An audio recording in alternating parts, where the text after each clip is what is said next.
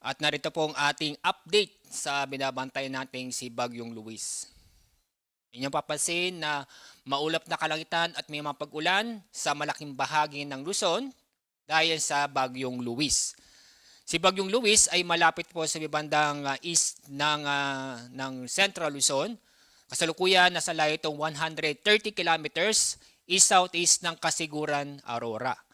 Napanatili ang lakas ng hangin ng bagyong ito na umaabot pa rin sa 55 kilometers per hour.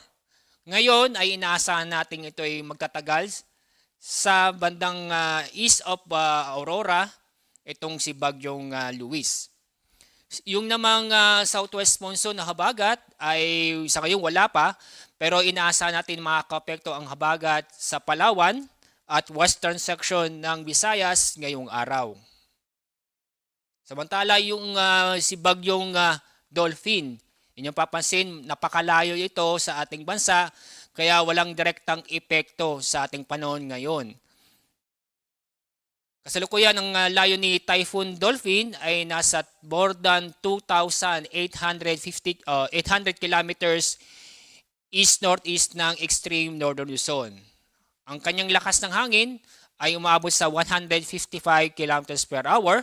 Inaasahan itong kikilos west-northwestward o generally westward sa bilis na 25 kilometers per hour.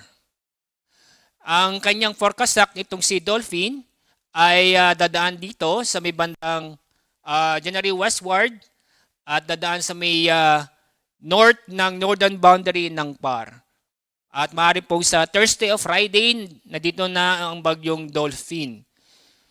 Ang tanong kung ito ipapasok sa ating PER, sa ngayon, mababang tsansa pero hindi natin sinasabi ang posibilidad na pumasok sa PER itong si Bagyong Dolphin. Pero dito muna tayo si Bagyong Luis. At ito ang ating forecast track ni Bagyong Luis. Ganun pa rin ang giging track niya, recurving ang Bagyong Luis. Pagdating ng Miyerkules, inaasahan natin na magiging low pressure area. Sabihin hihina ang bagyo at magiging low pressure area pagdating ng Miyerkules, August 5. Inyong pansin, dito sa may Northern Luzon, may posibilidad na mag-downfall ang sentro ng Bagyong Luis mamayang gabi o bukas ng madaling araw. Balik po tayo sa satellite ni Bagyong Luis. Isa pang impormasyon na si Bagyong Luis ay tinatawag na naka-sheared. Sabihin ay yung upper part ng bagyo ay nasa bandang kalupaan na, pero yung lower part ng Bagyong Luis ay nandito. So bakit ng ganyan? Dahil malakas pong hangin sa paligid ng bagyo, kaya yung upper part ng bagyo ay nasa bandang kalupaan na, sa bandang Central Luzon, pero yung lower part ng bagyo ay nasa bandang karagatan, east of Aurora.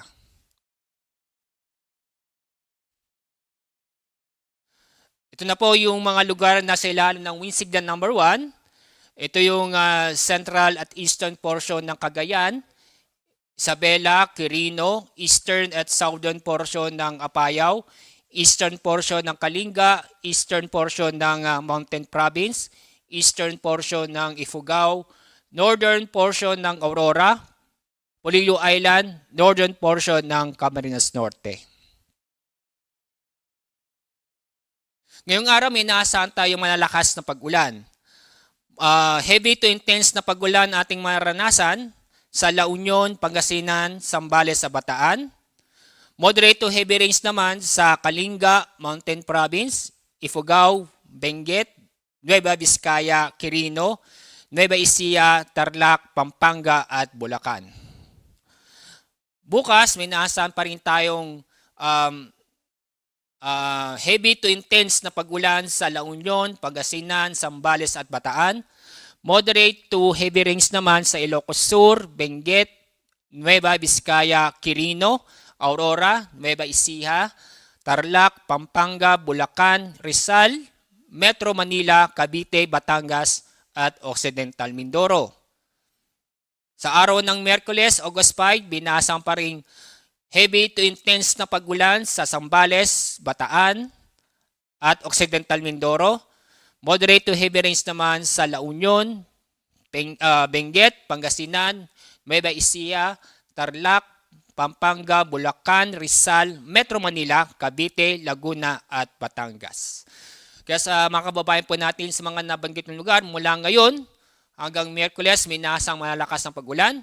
Mag-ingat po tayo at maging alerto dahil sa posibilidad na magkaroon ng pagbaha o pagguho ng lupa.